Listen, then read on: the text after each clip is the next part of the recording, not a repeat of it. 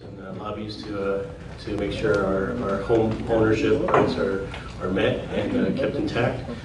And without any further ado, let me introduce Laura Olhasso. Good morning. I'm proud of you all. You are the hardy ones that are here and not still in bed after your partying last night.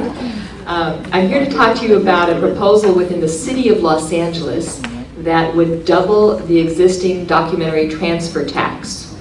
Currently in the city of Los Angeles, there's a $4.50 per $1,000 evaluation that's added when a home sells. On top of that, the county has $1.10. The city of LA is proposing to double their documentary transfer tax from $4.50 to $9. You add the $1.10 from the county on top of that, you are looking at $10.10 per $1,000 evaluation when you sell a house. So you get a $500,000 check, $500,000 house, you are writing a check for over $5,000 off the bat. We are working really hard to stop this. This will be a really difficult thing to do. The city needs to put it on a ballot. This is a vote of the people to do this. And because it only happens as a tax when you sell your house, people will say, well, I'm not planning to sell my house, so what do I care? Sure, let's do that. And, you know, if that brings more police to my street, I'm happy to do that. So we're working in the committee of the City Council, as Budget and Finance Committee, will be hearing this at the end of this month, and they will recommend or not recommend to the full City Council putting this on a ballot. Then the full City Council then votes on it and will most likely put it on a ballot unless we can stop it.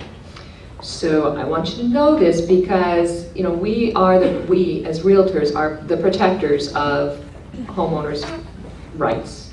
And this is something that is absolutely essential for us to stop because, as you know, many of these things go viral. So if one city does it, then the next city will do it, and then the next city will do it, and then you'll be looking at it in Temple City, and Montebello, and San Gabriel. So we really want to stop this from the get-go. And that's really what I want to tell you about. So are there any questions about that? I put a sale on curbs and gutters in LA. Can you talk about that? The sidewalk repair. We have stopped that today. Remember, there was a proposal that would require a point-of-sale sidewalk repair in the city of LA. And we've been fighting that for about 4 years, actually. And so far, we have been successful in keeping that out of the realm of things. There's a measure in Sacramento right now which would, if it passes, stop cities like Los Angeles from doing that, from putting that onus back on the property owner. So you see, League of California Cities is fighting that quite strongly. Anybody else? Hello, Laura. Thank you for coming today. Can you tell the group a little bit about our involvement in fighting this and how the different boards came together? Yes. and how that went down, and then also our level of financial commitment to, as how important it is to our board. Thank you.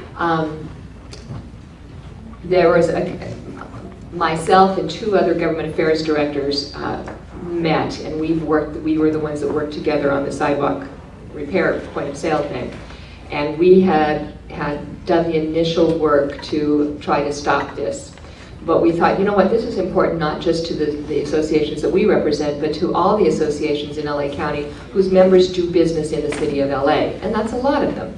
So we called a meeting of all those associations, and there were 9 different associations represented. This was week before last that we met. And we talked about it. We've hired a consultant, a political consultant, the same political consultant that helped us on the sidewalk repair issue, which is one of the reasons that we've been successful. We have worked with NAR to fashion a public opinion survey to try to develop those arguments that would be most effective not only with the voters but with the city council members. And that survey is going to go out into the field next week. But the other thing that we thought we might do is try, in addition to just just talking to the elected council members would be to put some direct mail into selected and targeted council districts, riling up the homeowners, saying, homeowners, this is what's happening to you, and you need to call your council member and tell them that this is not a good idea. And that, of course, costs money. So we came up with this plan at this meeting, at which nine associations were represented, and there was a 10th that couldn't make it, but it's going to be out there, and said, okay, if we do this, we think that's about a $150,000 budget. And how much money from your local impact funds would you be willing to commit? And of course, no one around the table could commit formally, because they all had to go back to their boards of directors. But within the next week, all those boards of directors met, and we have over $75,000 committed to this effort. And that's what we were looking to get, because then we wanted to go to the NAR and CAR impact funds and request matching funds from them. Your association has approved a $10,000 contribution from its impact funds, because your board of directors understands how extremely important this is and how badly that we need to defeat this because of how it could impact us in the future. Can you explain impact funds? Those Okay. are the money. Okay, the money, you all have a $49 political contribution that you pay with your dues. And that money goes to Sacramento, to CAR, and then a percentage of it comes back to each local association.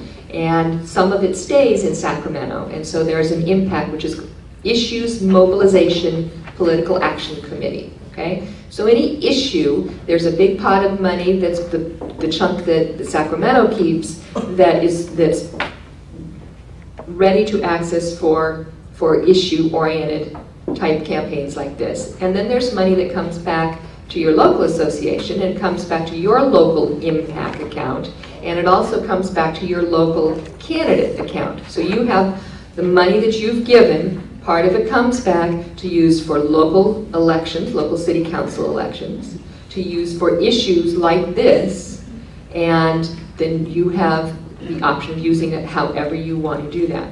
And so there's that money, and sometimes the board sends people up to Legislative Day in Sacramento. That money is available for that. It's available to fight this kind of stuff.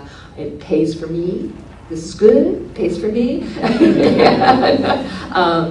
So that's what we're going to do. Hi, Carl Feldstein. Yes, when you the 4th of July, we just finished that. Yes. Great celebration. All of us had the patriotic nature. The fact that responsibility is ours, and I'd like to make a point real quick, and that is that in East Germany they didn't say you can't own property. They made the inheritance tax greater than the value of the property, and the state ended up with everything, okay? And governments are constantly looking to take and pass laws. At one time we had a law that said that Asians cannot own property in California. Law, not constitutional, but laws can be passed. I want each one of you to reach out and touch your neighbor's hand. Reach out right now, because we're not islands to ourselves. We are together, and the impact funds make a difference, because we're not separate, we're together, and we need to participate. If we don't, we will have government and others just take away from us because of non-action. Do you agree with that? Yeah, absolutely. Thank you, Carl. Okay.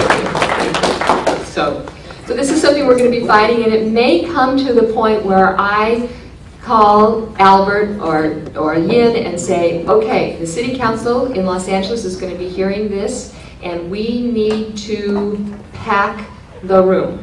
And we need hundreds and hundreds of realtors to show up at the City Council and tell them this is a really bad idea. And if that's the case, I really hope that I will see one of your faces, all of your faces there. Because that's something that, sometimes you just got to flex your muscle and you say, we're paying attention, we're putting our money where our mouth is, and we're going to put our time there as well. And City Council, you better listen to us. So if that comes to that, I hope to see you there. We'll let you know. Yes? When is this going to happen? I mean, Yes, good question. The council, in theory, is going to probably take this up the first part of August, but they have until the end of October to actually put it on a ballot, okay? So we're expecting this to happen the first part of August, but they may delay it, and they have October 30th is their deadline. So flexibility is anything else? Okay, well, thank you. Stay tuned.